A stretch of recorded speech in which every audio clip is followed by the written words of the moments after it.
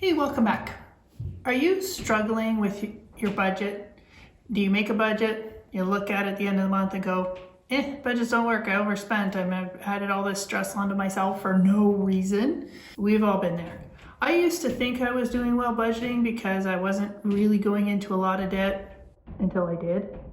Until I started to really become proactive in my budget and work with it and make it lead my decisions on what I was doing, I wasn't getting ahead.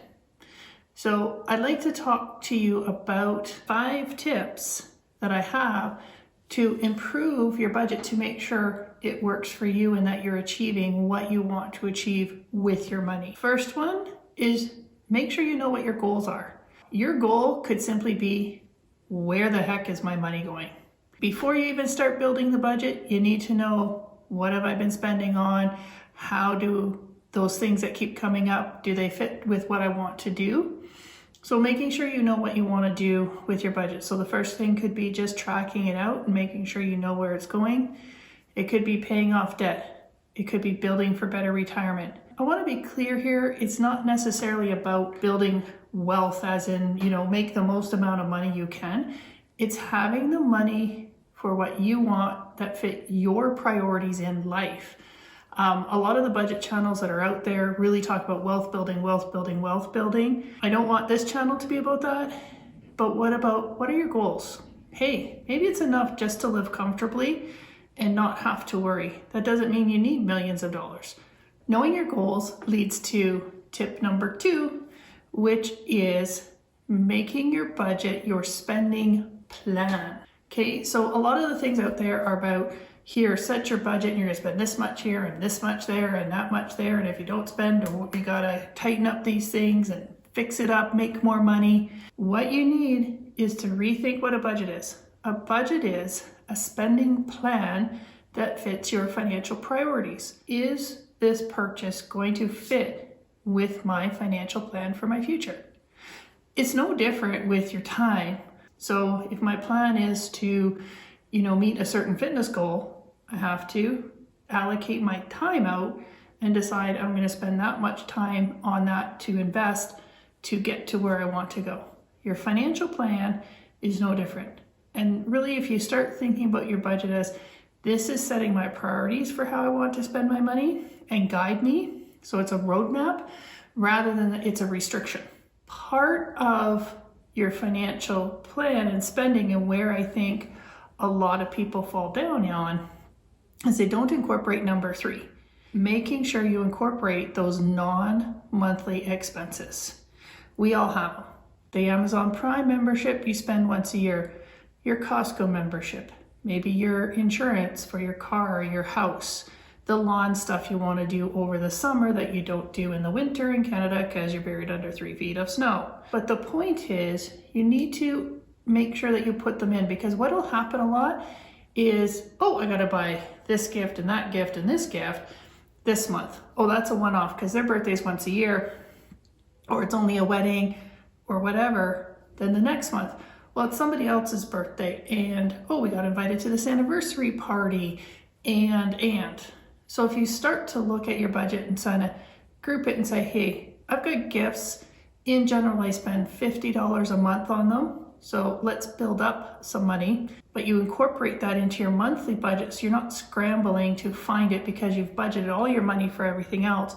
So when you get all these non-recurring, non-monthly expenses, you're not trying to scramble, find out, where do I go, find it, Leads us into the 4th piece, which I think is where the magic starts to happen, and it's made the hugest difference in my and my husband's financial life, and that's number 4, monitoring your expenses and being proactive about them. So I see it all the time when I look at a budget and I see budgeted, actual, and that's it. Maybe sometimes there'll be a difference or an analysis. You need at least 4 columns. You need a budgeted column. You need an actual spent column. You need what are my future expenses for this month? And the balance. So how much do I have left? So that when you are monitoring your budget, what I mean is, whatever you have that you're tracking it on, you need to be able to see that at any time. Can this get frustrating? Yes. But over time, as you do it, you'll get a better sense of what your budget is. Less consultation will be required right at that time because you'll have a better sense of what's in that budget. But you still have to make decisions and you have to be proactive. You can't wait till the end of the month. Monitoring it's okay then to move money from one budgeted item to another, right? We do it anyways. You say, okay, I was expecting to spend this much on groceries. It went a little higher. Where else in my budget can I take that money from?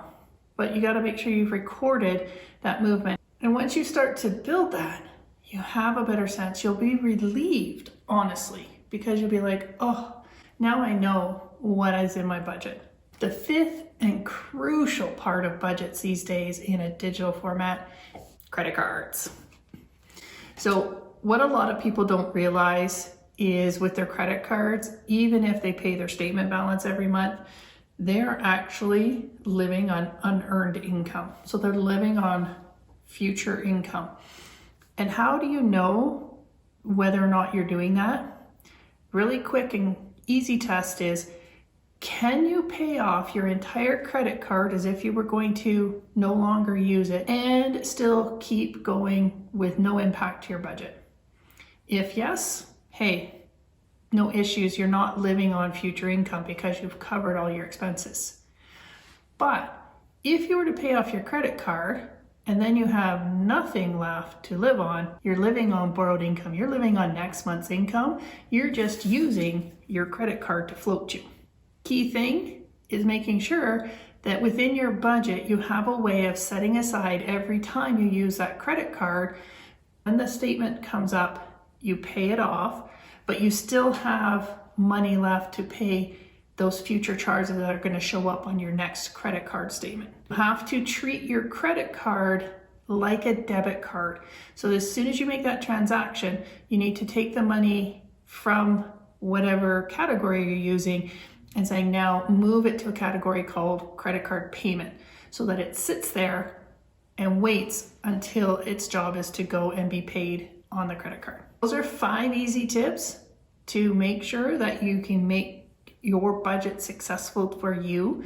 If you implement these things, I can guarantee that it'll be an eye-opening experience to really understand where your money is going. And if you want to learn more, check out this video